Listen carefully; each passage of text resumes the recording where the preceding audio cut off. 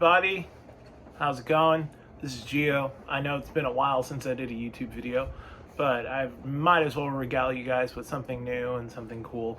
So usually I'm a fuzz guy. I think everyone locally kind of knows my MO about that. And today I'm going to be talking to you guys about this pretty cool, I wouldn't say it's a fuzz, it's more of a distortion pedal. This is a Creepy Fingers Lonely Heart. So this is a pretty cool fuzz pedal or distortion pedal. I think it's more of a distortion than a fuzz, but you got volume, you got mid-range, and you got sustain, and you can get a lot of cool tones out of it. This pedal, I would definitely use it on like some early 90s, you know, grunge or post-grunge type of sounding stuff. It definitely has that you know, kind of that fizzy big cheese type of top end. It's great with humbuckers, obviously. So I'm gonna play this a bit more, and hopefully you guys, you know, will kind of hunt for one of these, because one of the cool things, but one of the sad things about Creepy Fingers is the fact that they release pedals in batches.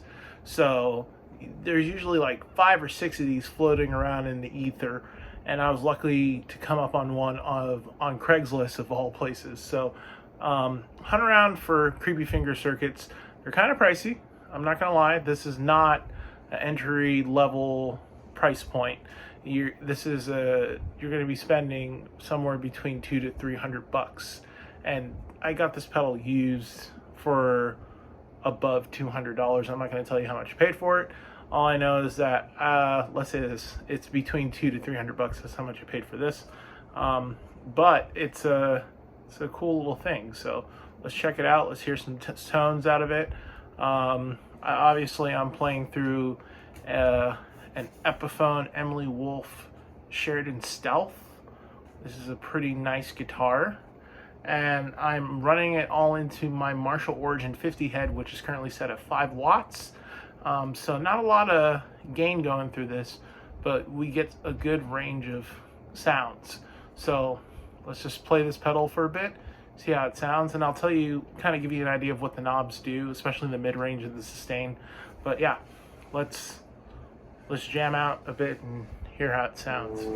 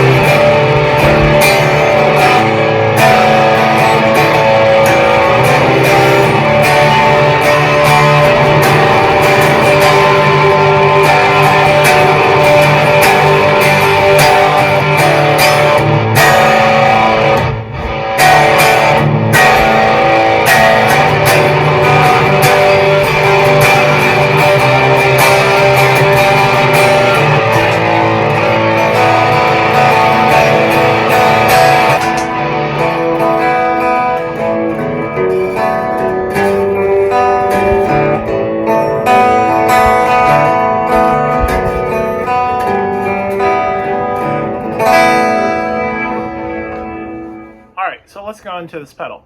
So this is a point-to-point, meaning that it is a hand-wired circuit. There's a volume, a mid-range, a sustain knob, and then there's an internal trim pot where you can adjust how much the sustain is reacting.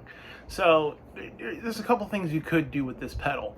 Like I said before, it's great for that, you know, that grunge rock type of sound.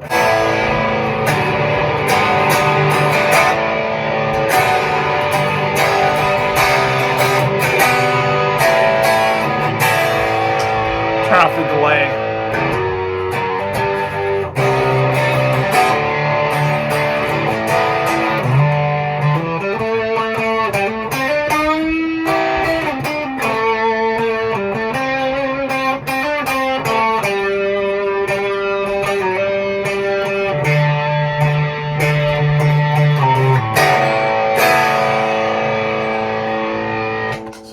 got that going on.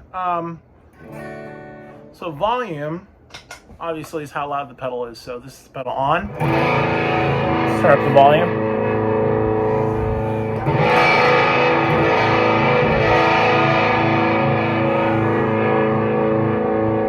Put it back. I had it somewhere around a little bit past 1 o'clock, a little bit past midnight.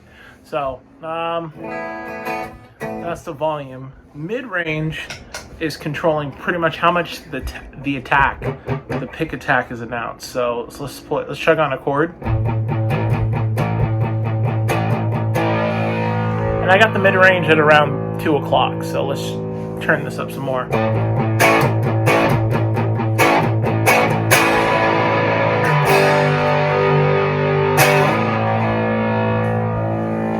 Now I'm gonna dial it back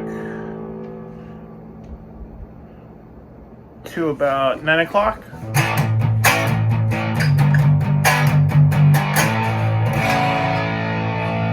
You get a lot more deeper note definition, which is kind of what you want if you're kind of doing more chuggy stuff like.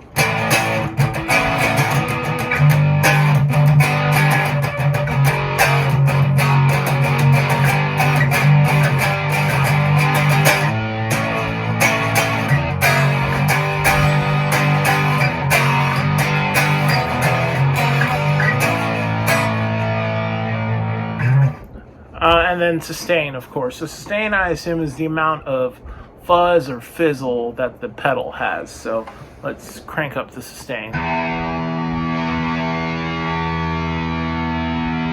up the mid-range too.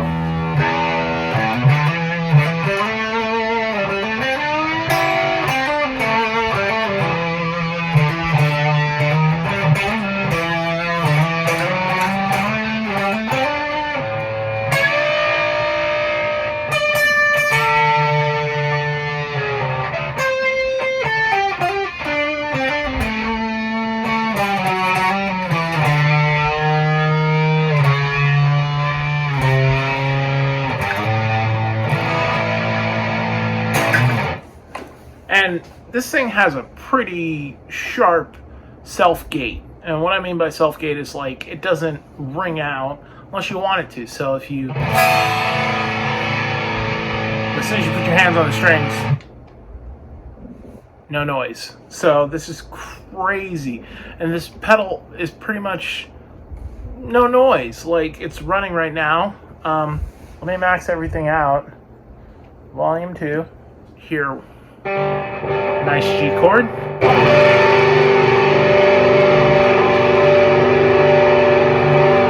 my hand over it.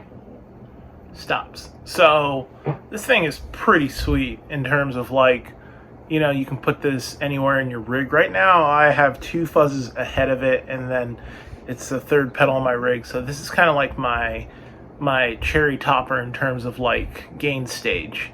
But it's a cool pedal.